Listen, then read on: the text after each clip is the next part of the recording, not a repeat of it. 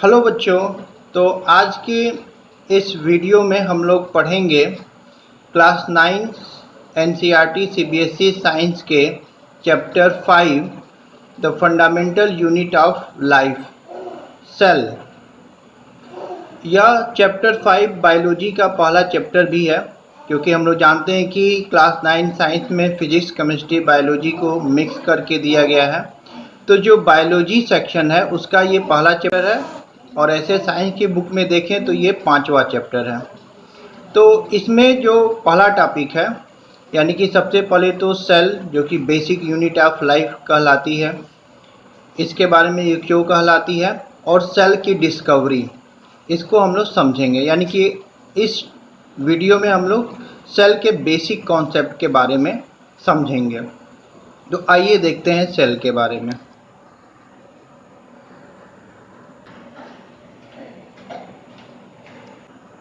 तो अब आप लोग यहाँ पर स्क्रीन पर अपने देख रहे हो, ये एक सेल का स्ट्रक्चर है। इसमें कई सारे पार्ट्स हैं, जैसे कि हमारे बॉडी के अंदर कई सारे ऑर्गन्स होते हैं, कई सारे पार्ट्स होते हैं, वैसे ही एक सेल के अंदर भी कई सारे पार्ट्स होते हैं। अब ये स्क्रीन पर आपको सब कुछ साफ स्पष्ट दिखाई दे रहा है, लेकिन सेल इतनी बड़ी नहीं होती है कि आप इसको इतना स्पष्ट रूप से अपनी आंखों से देख सकते हैं। सेल जो होती है वो बहुत ही छोटी होती है। जनरली हम लोग सेल को अपने नेक्ड आई से नहीं देख सकते हैं, बल्कि इसको देखने के लिए हमें माइक्रोस्कोप की ज़रूरत पड़ती है। ये सेल इतनी छोटी होती है। नाउ सेल को बेसिक यूनिट ऑफ लाइफ कहा जाता है। बेसिक यूनिट ऑफ लाइफ क्यों कहा जाता है? अब जैसे कि यहाँ पर हम लोग देख रहे हैं, the smallest functional unit of life is a cell. यानी कि जीवन की जो सबसे छोटी इकाई है, क्रियात्मक इकाई, उसको हम लोग सेल कहते हैं। डिस्कवर्ड बाय रॉबर्ट हुक, जिसको कि रॉबर्ट हुक ने खोजा था इन 1665 ईस्वी में। A cell can independently perform all necessary activity to sustain life. Hence, cell is the basic unit of life. Now, अब ये लाइन क्या कह रही है कि एक सेल जो होती है वो सभी प्रकार की बेसिक यूनिट, जो बेसिक एक्टिविटीज़ हैं, सभी प्रकार की नेसेसरी एक्टिविटी हैं जो एक जीवन के लिए ज़रूरी होती है, एक जीवन जीने के लिए ज़रूरी होती है, उसको कर सकती है। इसी वजह से इसको बेसिक यूनिट ऑफ लाइफ कहते हैं। यहाँ पर आप लोग डायग्राम में देख सकते हैं, प्लांट सेल और एनिमल सेल का डायग्राम दिया गया है, स्ट्रक्चर दिया गया है। प्लांट्स के अंदर, यानी कि पेड़ पौधों के अंदर जो सेल पाई जाती है उसे हम लोग प्लांट सेल कहते हैं, और एनिमल्स के शरीर में जो सेल पाई जाती है उसे हम लोग एनिमल्स कहते हैं। तो बेसिकली सभी लिविंग ऑर्गेनिज्म, चाहे वे प्लांट्स हो, चाहे एनिमल्स हो, चाहे माइक्रो ऑर्गेनिज्म हो, चाहे वे फंगस हो, सबका शरीर, सबकी बॉडी जो है वो सेल से ही मिलकर के बनी होती है। इसीलिए इसको फंडामेंटल यूनिट ऑफ लाइफ भी कहते हैं। अब यहाँ पर आप लोग देख रहे हो, all the living organism are made up of fundamental unit of life called cell.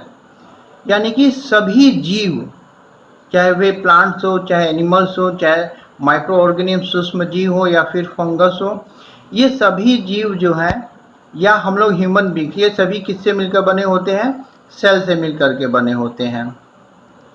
The cell is a Latin word for a little room.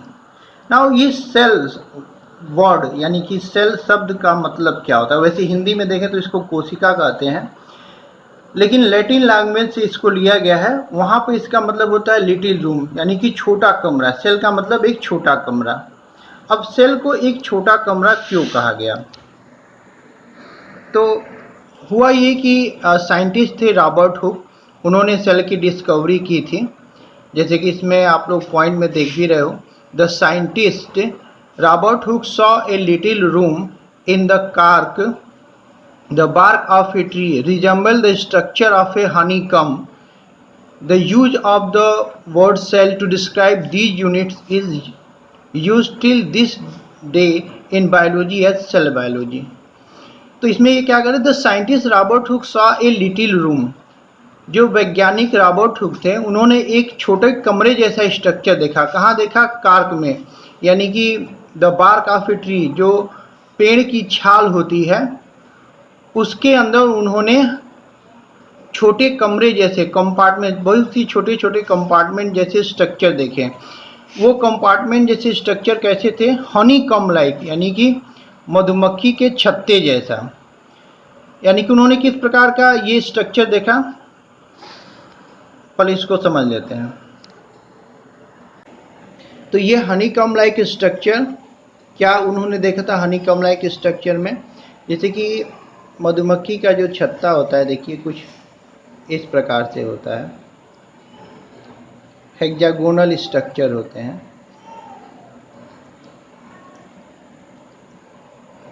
तो ये जो हेक्सागोनल स्ट्रक्चर आप लोग देख रहे हैं,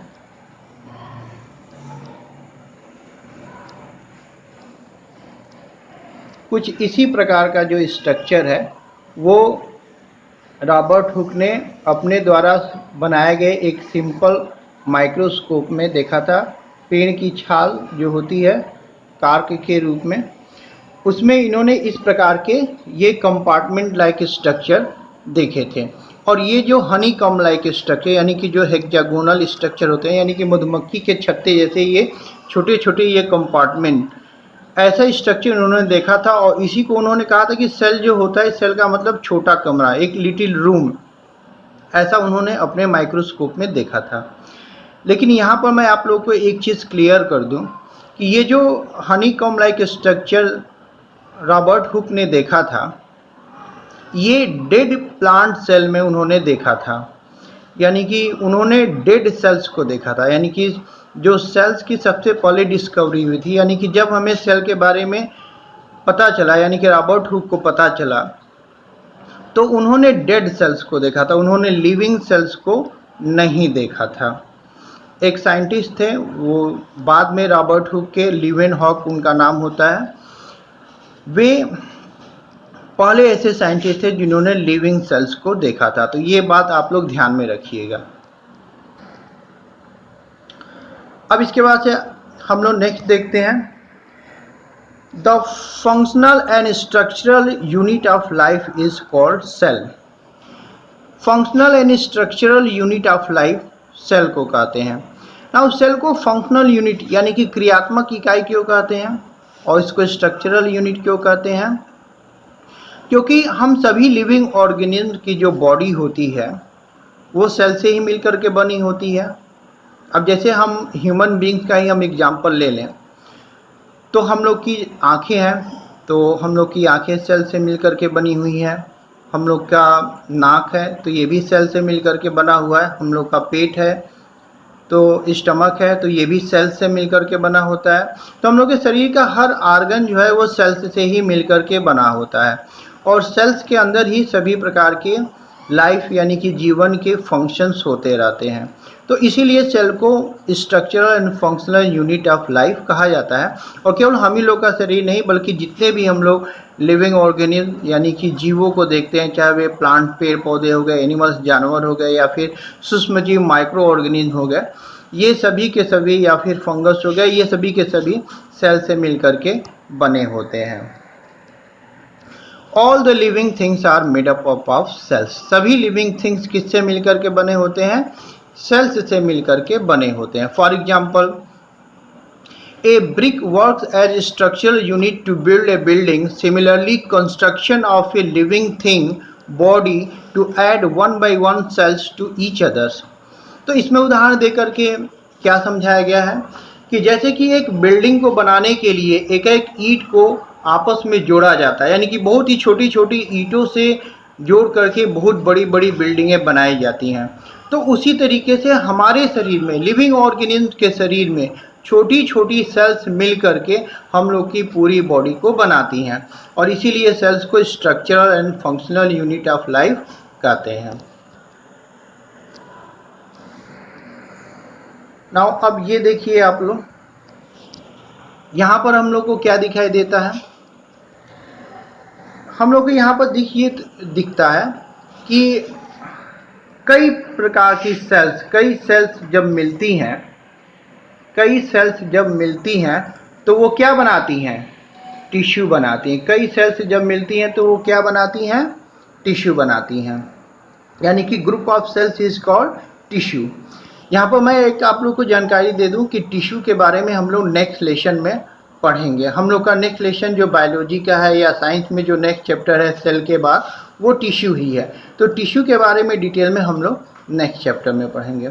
नाउ जब कई सारे टिश्यू आपस में मिलते हैं तो ये आर्गन्स बनाते हैं। यानी कि हमारे जो शरीर के अंग होते हैं वे कई सारे टिश्यूज से मिल करके बने होते हैं। इसी तरीके से जब कई सारे आर्गन्स आपस में मिलते हैं तो बॉडी सिस्टम बनता है। बॉडी सिस्टम का मतलब जैसे आप लोग नाम सुने होंगे डाइजेस्टिव सिस्टम, यानी कि हम लोग का पाचन तंत्र। तो पाचन तंत्र में कई सारे आर्गन्स जैसे स्टमक हो गया, लीवर हो गया, इंटेस्टाइन हो गया, आंत हो गई। तो कई सारे आर्गन्स मिल करके एक बॉडी सिस्टम को बनाते हैं। और कई सारे जब बॉडी सिस्टम आपस में मिलते हैं तो वे हमारी बॉडी को बनाते हैं। तो इस तरीके से हम क्या देख रहे हैं कि सेल के बाद फिर टिश्यू से आर्गन से बॉडी सिस्टम और बॉडी सिस्टम से फाइनली एक लिविंग ऑर्गेनिज्म की बॉडी। तो इस तरीके से सेल जो होती है वो मुख्य रूप से फंडामेंटल यूनिट यानी कि बेसिक यूनिट होती है। अब इसके बाद से नेक्स्ट हम लोग देखते हैं। अब यहाँ पर हम लोग सेल के बारे में बहुत कुछ समझ चुके हैं, तो ये देखिए और अच्छे से समझते हैं। A cell is capable of independent existence and can carry out all the functions which are necessary for a living being. Now एक सेल जो होती है वो इस प्रकार की क्षमता रखती है कि वो इंडिपेंडेंट रूप से एग्जिस्ट कर सकती है, यानी कि इंडिपेंडेंट रूप से सरवाइव कर सकती है। अब इसका मतलब पहले समझते हैं क्या हुआ। अब जैसे मान लीजिए कि हम अपने शरीर से, हमारी आंखें जो है वो देखने का काम करती हैं, ये हम सभी लोग जानते हैं। अब अगर हम लोग अपने शरीर से अपनी आंखों को निकाल दें, बाहर निकाल दें, तो क्या हमारी आंखें सरवाइव कर पाएंगी? नहीं कर पाएंगी। आंखें जो होती हैं वो हमारे शरीर में जब रहती हैं, दूसरे आर्गन्स दूसरे शरीर के अंगों के साथ मिलकर काम करती हैं, तभी वो सरवाइव कर पाती हैं।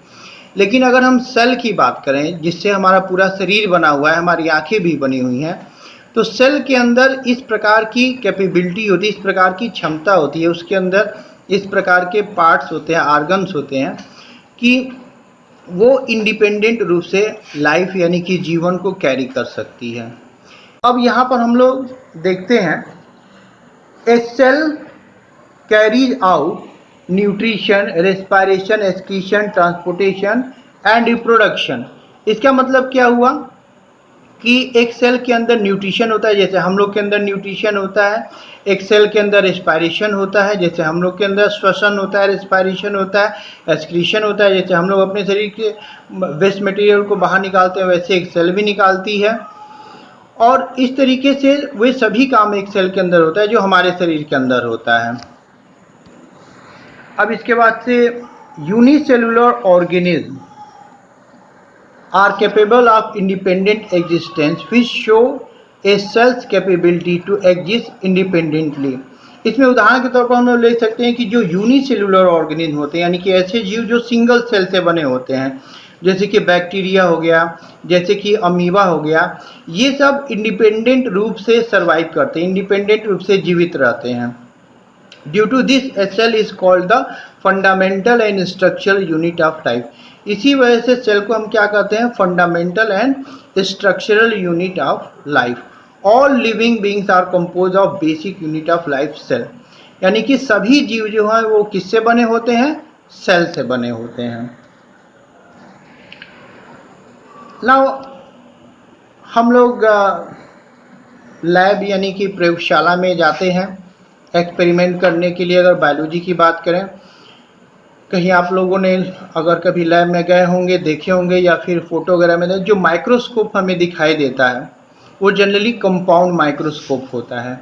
इस कंपाउंड माइक्रोस्कोप में मुख्य रूप से आई पीस होता है, ऑब्जेक्टिव लेंस होता है और कंडेंसर होता है to observe a cell, cell को देखने के लिए। जैसा कि मैंने आप लोग को शुरू में ही बताया कि सेल इतनी छोटी होती है कि वो हमें अपनी सामान्य रूप से अपनी आंखों से दिखाई नहीं देती है। तो सेल को देखने के लिए हमें माइक्रोस्कोप को इस्तेमाल करना पड़ता है।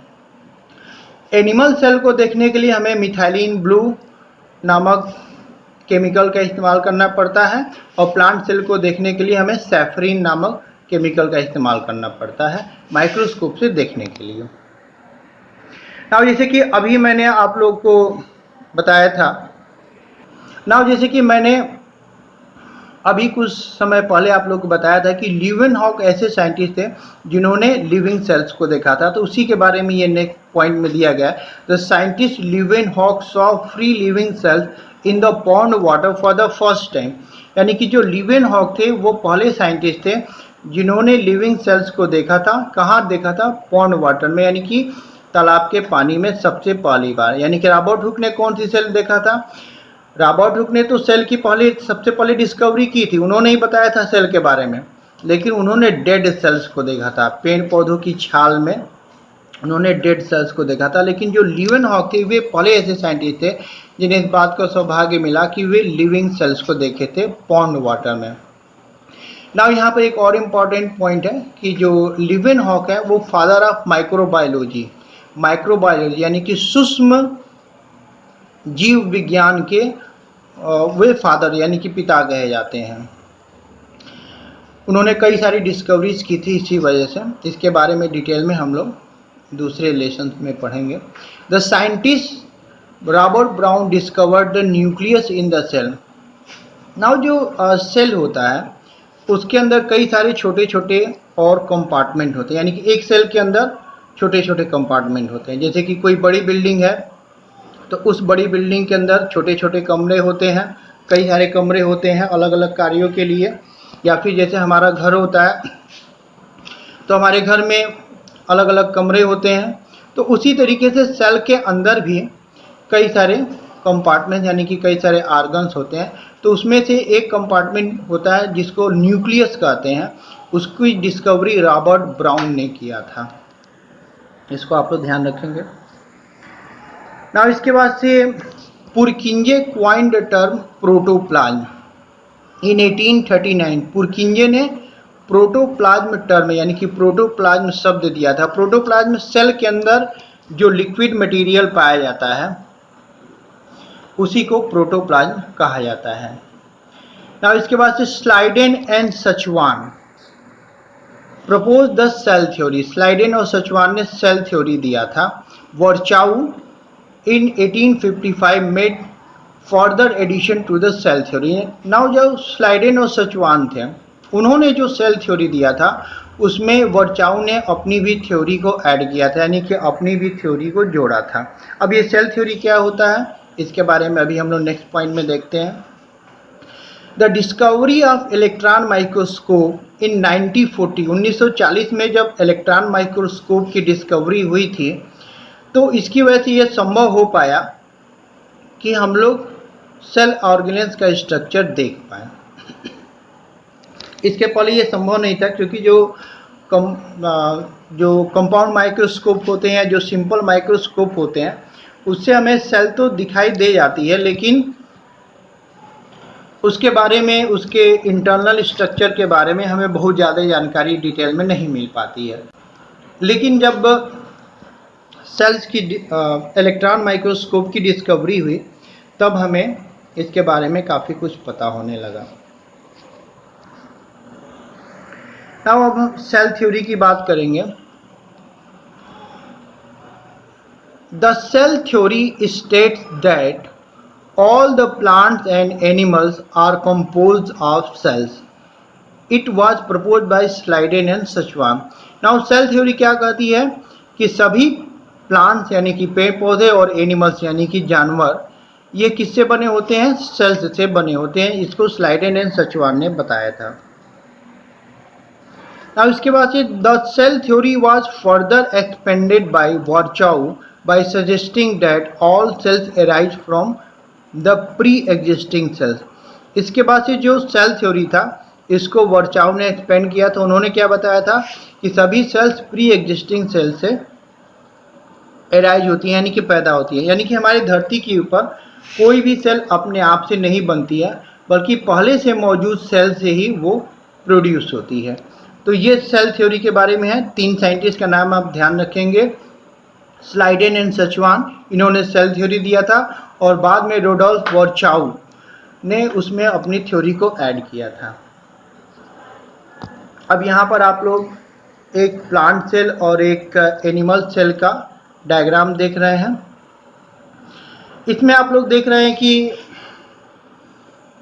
सेल के अंदर कई सारे कंपार्टमेंट्स हैं, कई सारे हिस्से हैं। जैसे कुछ नाम मैं पढ़ देता हूँ: cell wall, plasma membrane, Golgi body, cytoplasm, nucleus, endoplasmic reticulum, mitochondria, ribosomes. ये सब सेल के पार्ट्स हैं। एनिमल सेल और ये प्लांट सेल हैं, इसी से हम लोग की बॉडी बनी होती है। एनिमल सेल एनिमल्स के अंदर पाई जाती है, प्लांट सेल प्लांट के अंदर पाई जाती है। तो आई होप कि आप लोग को सेल के बारे में, सेल के बेसिक कॉन्सेप्ट के बारे में समझ में आया होगा। कैसे सेल की डिस्कवरी हुई इसके बारे में समझ में आया होगा। सेल को बेसिक यूनिट ऑफ लाइफ क्यों कहते हैं, या सेल को स्ट्रक्चर और फंक्शनल यूनिट ऑफ लाइफ, या सेल को फंडामेंटल यूनिट ऑफ लाइफ क्यों कहते हैं, इसके बारे में आप लोग को समझ में आया होगा। अब इसके बाद से नेक्स्ट हम लोग सेल के डिटेल स्ट्रक्चर, उसके सेल ऑर्गेनेल्स के बारे में हम लोग नेक्स्ट वीडियो में पढ़ेंगे, समझेंगे। तो नेक्स्ट वीडियो को देखने के लिए और पढ़ाई लिखाई से संबंधित अच्छे वीडियो को देखने और समझने के लिए आप मेरे चैनल को लाइक कीजिए, सब्सक्राइब कीजिए, इसे अपने दोस्तों में और जानने वालों में शेयर कीजिए। धन्यवाद।